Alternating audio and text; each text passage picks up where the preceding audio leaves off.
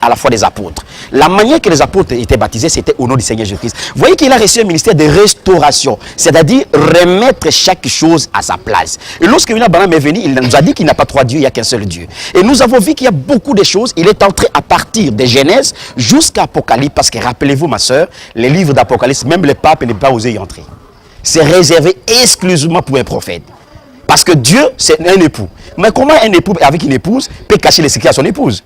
Mais Dieu a caché cela. Mais nous, comme l'épouse, Dieu nous a envoyé un Eliezer qui devait nous éclaircir sur tout ce que Dieu a mis dans la parole de Dieu. Donc, un prophète, c'est une bénédiction pour un peuple donné, pour ceux qui les reçoivent. Nous sommes dans le livre Lumière sur les branhamistes. Ouais.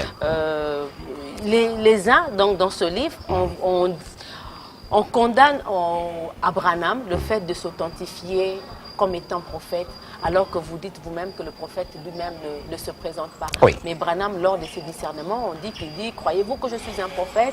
Si vous le croyez, madame, vous êtes guéri, monsieur, vous êtes... Donc, quelque part, Ok, très bien. une façon de, Écoutez, de le dire indirectement, croyez en moi, je suis prophète. non, écoutez ma soeur. Messieurs Christian Piette, c'est un prédicat protestant qui a égaré beaucoup de gens. C'est un prosélyte. C'est un petit chien qui a voulu chercher à manger la nourriture des enfants, mais quelque part, il s'est embrouillé. Il fallait qu'il écrive dans ses livres mes incompréhensions sur le message de William Branham. Pour commencer à parler de ses livres, mais c'est Christian, d'abord, pour votre propre information, c'est un philosophe. Vous voyez, c'est un douteur, c'est un critiqueur. Et chaque fois que Dieu envoie un prophète, il y a toujours ceux qui viennent pour critiquer les prophètes. Rappelez-vous, frère Branham dit quelque part, lorsque le chauve-souris, lorsque vous le confrontez par la lumière, les chauves-souris deviennent de plus en plus aveugles. Mais comment il peut oser écrire la lumière alors que lui-même est dans les ténèbres? Il devait écrire mes incompréhensions sur le message de William Mario Branham. Vous pensez qu'il n'a pas bien compris le message? Je vous dis, si vous lisez cet ouvrage, vous verrez qu'il est limité. Il a une certaine compréhension, même stylistique, qui ne comprend pas citer William Branham. Il s'est trompé. Un prédicateur, s'il vous plaît, qui ne sait même pas distinguer qu'il y a un ange. Il doute que Branham avait un âge. Il doute que Paul avait un âge. Parce qu'il ne pouvait pas voir cet ange-là. Mais la Bible dit que l'ange est un cas pour tous ceux qui craignent Dieu. C'est quelque chose que lui voulait voir, peut-être matériel. Mais s'il voulait voir, il n'était pas autant de Branham. Mais pourquoi il n'a pas fait des recherches? Ma soeur, lorsque vous êtes un écrivain, il faut faire des recherches. William Branham et tout le pays à travers le monde ont le message de Branham. Un homme, un grand prédicateur, rappelez-vous, comme notre pasteur qui est mort aux États-Unis, un grand prédicateur qui a eu un témoignage. Comment il s'appelle le grand pasteur américain? Oral Robert.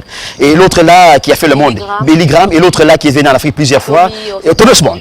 Thomas Mann a fait un témoignage vibrant, il a dit, je vis Dieu à travers Branham. Mais si Thomas Mann qui était brigand prédicateur que les hommes respectent, comment lui, qui est Christian Piette, peut douter de lui il a dit, il n'est pas sûr, Branham, que ce n'est pas un vrai prophète, parce qu'il lui reproche certains faits que nous allons, que beaucoup aussi lui reprochent, que nous allons découvrir au fil du temps. Ma soeur, s'il peut oser reprocher prophète, il va avoir un soubassement biblique. Mais il le dit, parce qu'il dit quelque part, parce qu'il dit plusieurs fausses prophéties remarquables que le prophète a données. Je peux mettre, il dit qu'il s'est authentifié en tant qu'un prophète, je peux mettre ma main à couper. Aucune prophétie de Branham n'a été fausse, ni aucune révélation.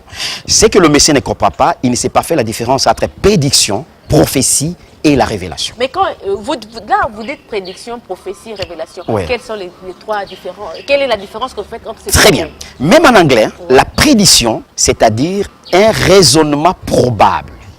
Comme tout être humain peut avoir un raisonnement probable sur un fait. Vous voyez ça, ce qu'on appelle prédiction. En anglais, ça s'est traduit beaucoup de fois en anglais, soft say, out say, ainsi de suite. Alors maintenant, tandis que la prophétie, c'est quelque chose que Dieu te donne par inspiration divine, qui ne peut pas faillir pour un prophète. Et toutes les prophéties de William Branham sont vraies, authentiques et vérifiables. Et une révélation, c'est un secret que Dieu a caché, qui le révèle à temps voulu à son prophète. Voyez? Alors, il faut faire la différence entre la prédiction, la prophétie et la révélation. Pourquoi Branham disait, ça c'est une prédiction. Je prédis, je ne prophétise pas. Parce que dans la prédiction, c'est une probabilité. Je vais pas donner l'exemple. Mais quand même, il est en contact permanent avec le Seigneur. Vous avez dit que le prophète entre en contact permanent avec l'Éternel. Mais lui, là, quelque part, il donne la date de 1977. Il dit comme étant la fin du monde. Il dit, je prédis à l'allure où vont les choses que 1977 sera la fin du monde. Avant de répondre à cette question, je voudrais vous dire ceci. Oui. Le prophète peut avoir une passée distincteurs de Dieu.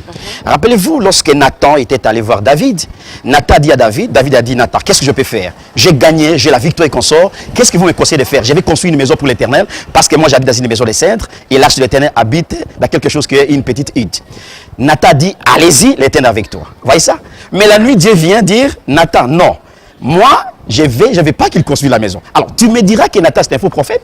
C'est-à-dire, un prophète, c'est un homme. Il peut commettre des erreurs, il peut avoir une passé distincte de Dieu, mais Dieu ne permettra pas que le prophète reste dans l'erreur. Et lorsque Nathan est parti, Nathan dit, non, David, Dieu m'a dit de ne pas construire. Et pourtant, il a dit, allez construire. Vous voyez ça? Donc, Dieu a une manière de traiter avec les prophètes. Ce sont des êtres humains. Pour se faire comprendre, ma sœur, il faut comprendre ça. Un prophète, l'onction peut le quitter. L'onction peut quitter un prophète.